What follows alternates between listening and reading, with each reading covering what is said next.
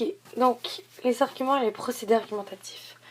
Donc un argument, ça sert à prouver la thèse, à convaincre le lecteur que ce qu'on dit dans la thèse est vrai. Donc d'amener le lecteur à être d'accord avec lui, avec nous.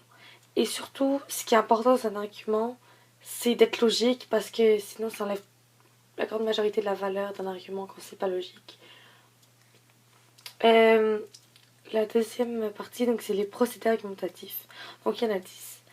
Le premier, c'est la définition. Donc décrire un concept. Expliquer ce que c'est. Parce que quand on est informé, on a plus tendance à comprendre, ce que c'est.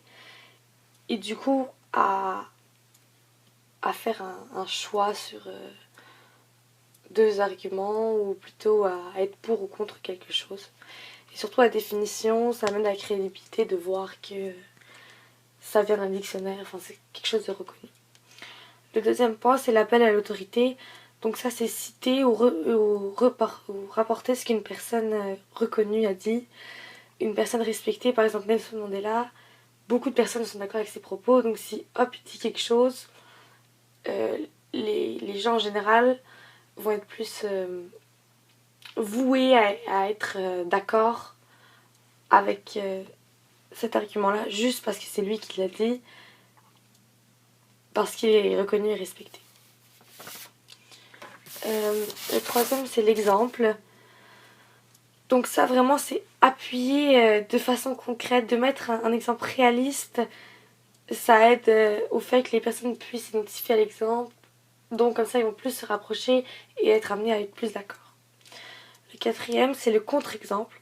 Donc ça, c'est démolir l'exemple de l'équipe adverse ou du parti adverse afin de pointer ce qui va pas dans l'exemple et dire non, ça c'est pas possible, ça marche pas, ton argument est invalide, ton exemple est invalide. Le cinquième, c'est le cause-effet.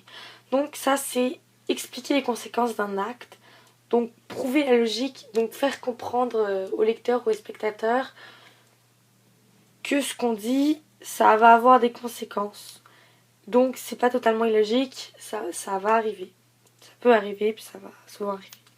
Ça sert surtout à éveiller les consciences ou faire peur en fonction du parti. Le sixième, c'est le fait. Donc ça aussi, les gens aiment beaucoup ça parce que c'est clair, c'est des données statistiques, des études.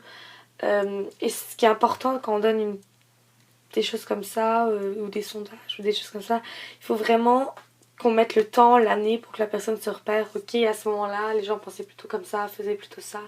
Et après, ils ont changé leur façon de penser ou de faire, et maintenant, ils font ça. L'analogie, donc ça, c'est une sorte de comparaison qui rajoute énormément de style au texte. J'ai voulu vous en lire un exemple. Le soldat est à l'armée ce que le joueur devrait être à son équipe. Donc, en gros, ça dit que les joueurs de hockey doivent être ensemble, en équipe, pour atteindre le but, que une partie, ça se gagne pas seul, mais tout le monde. Parce qu'à l'armée, on combat pas seul, on combat pour un pays ou pour... oui, souvent pour un pays. Le huitième point, c'est la réfutation. Donc ça ressemble un peu au contre-exemple, mais au lieu d'être l'exemple, c'est affaiblir l'argument adverse. Donc, comme le contre-exemple exactement, c'est pointer la faille. Et dans une réfutation, ce qui est très bien, c'est de dire même si. Donc, ça est un peu une marque de respect, genre oui, je reprends ton argument, oui, je te dis que même si t'as un peu raison sur ce point-là, mais t'as pas tout à fait raison. Donc du coup, ça décrédibilise le parti adverse. L'accumulation, ça c'est le 9e point. Donc ça c'est plusieurs éléments pour un argument.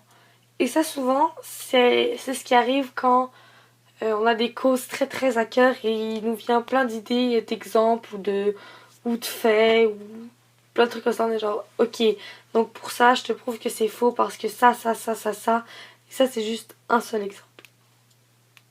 Un seul argument. Et le dernier, c'est la description. Donc ça, c'était les principales caractéristiques. Comme ça, les gens vont plus savoir de quoi on parle, plus en détail, et vont mieux comprendre.